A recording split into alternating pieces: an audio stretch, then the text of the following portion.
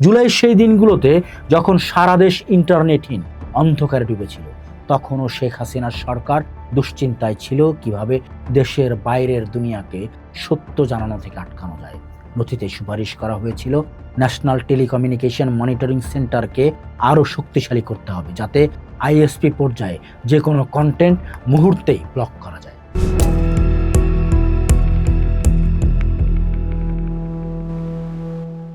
জুলাইয়ের দুপুরবেলা, চারদিকে গুলির শব্দ আর বারুদের গন্ধ। ঢাকার রাজপথ তখন লাশে লাশে সয়লাব।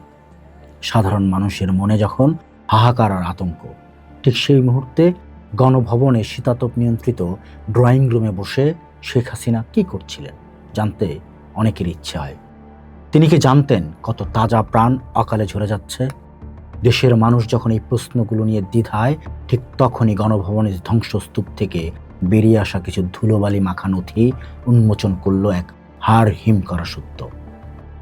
গণভবনের সেই গোপন নথিগুলো সাক্ষ্য দিচ্ছে শেখ হাসিনা অন্ধ ছিলেন না। তাকে ভুল তথ্য দিয়ে রাখা হয়নি, বরং মাঠ পর্যায়ের প্রতিটি লাশের খবর, কার গায়ে কোথায় গুলি লেগেছে, এমনকি নিহতের রাজনৈতিক পরিচয় পর্যন্ত নিখুঁতভাবে তার টেবিলে পৌঁছে যেত। কিন্তু অবাক করা বিষয় হলো, এই বিপুল প্রাণহানি দেখে তিনি বিচলিত হননি, বরং দমন পীড়নের মাত্রা আরও বাড়িয়ে দিয়েছিলেন।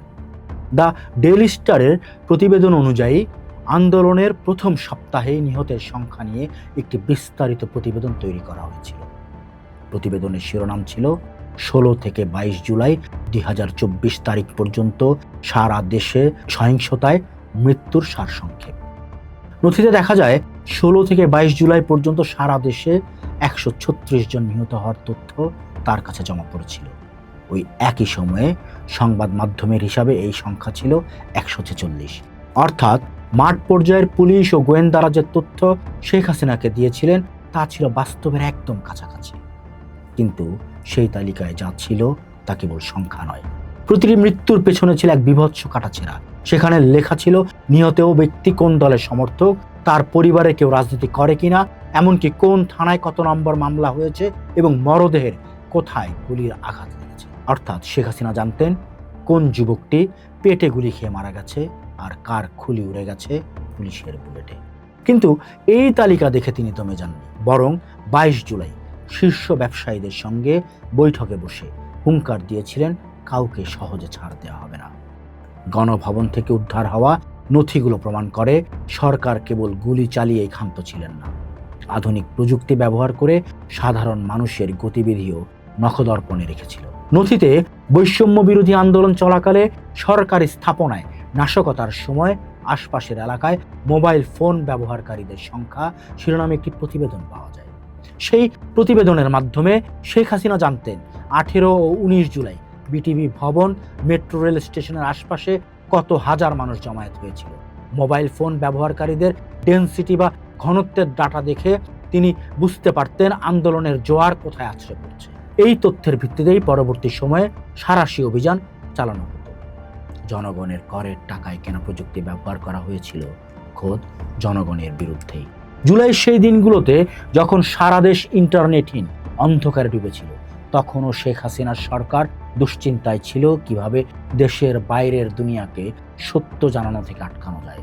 নথিতে সুপারিশ করা হয়েছিল ন্যাশনাল টেলিকমিউনিকেশন মনিটরিং সেন্টারকে আরও শক্তিশালী করতে হবে, যাতে আইএসপি পর্যায়ে যে কোনো কন্টেন্ট মুহূর্তেই ব্লক করা যায়। সবচেয়ে চাঞ্চল্যকর তথ্য হলো বিটিআরসিকে নির্দেশ দেওয়া হয়েছিল সীমান্ত এলাকায় ভারতীয় মোবাইল টাওয়ারের সিগন্যাল কমিয়ে দিতে, কারণ আওয়ামী লীগ সরকারের ভয় ছিল বর্ডার এলাকার মানুষ ভারতীয় নেটওয়ার্ক ব্যবহার করে বিদেশের সংবাদ মাধ্যমে ভিডিও বা ছবি পাঠিয়ে দিচ্ছে।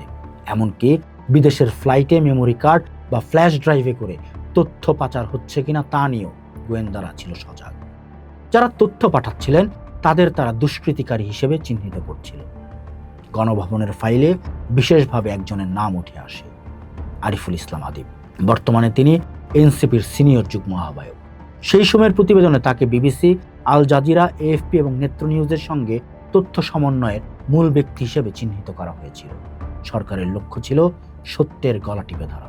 প্রতিবেদনে সুপারিশ করা হয়েছিল সংযুক্ত আরব আমিরাতে বিক্ষোভকারীদের যেভাবে দ্রুত সাজা দেওয়া হয়েছে, বাংলাদেশেও যেন তেমন তাৎক্ষণিক শাস্তির বিধান চালু করা যায়। শুধু তাই নয়, আবাসিক এলাকাগুলোর ভাড়াটিয়াদের তথ্যের উপর নজরদারি বাড়ানোর উপরও জোর দেওয়া হয়েছিল। প্রতিবেদনে দাবি করা হয়েছিল, আন্দোলনের সময় বহিরাগতরা আবাসিক ভবনে আশ্রয় নিয়েছিল, তাই ভবিষ্যতে তাদের রুখতে করা নজরদারি প্রয়োজন। গণভবন থেকে উদ্ধার হওয়া এই নথিগুলো কেবল কাগজ নয়, এগুলো জুলাই গণহত্যার এক অকাট্য দালিলিক প্রমাণ।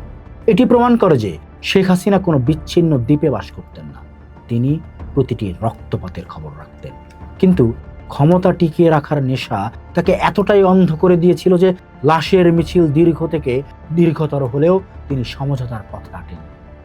আজ গণভবন ধ্বংসস্তূপ, শেখ হাসিনা দেশত্যাগী, কিন্তু এই নথিগুলো ইতিহাসের পাতায় সাক্ষ্য দেবে কিভাবে একটি রাষ্ট্রযন্ত্র সুপরিকল্পিতভাবে তার নিজের নাগরিকদের বিরুদ্ধে যুদ্ধ ঘোষণা করেছিল। 1 জুলাই থেকে 15 আগস্ট পর্যন্ত জাতিসংঘের হিসাবে 1400 মানুষ প্রাণ হারিয়েছে। এই বিপুল প্রাণহানির দায় কেবল মাঠ পর্যায়ের পুলিশের নয়, বরং সেই সর্বোচ্চ ক্ষমতা কেন্দ্রের, যেখানে বসে শেখ হাসিনা প্রতিটি লাশের খবর পড়তেন আর কঠোর হওয়ার নির্দেশ দিতেন। জুলাই বিপ্লবের এই অজানা অধ্যায় আমাদের মনে করিয়ে দেয়, সত্যকে ফাইল চাপা দিয়েও রাখা যায় না। কোনো এক ধ্বংসস্তূপ থেকে ফিনিক্স পাখির মতো তা একদিন বেরিয়েই আসে।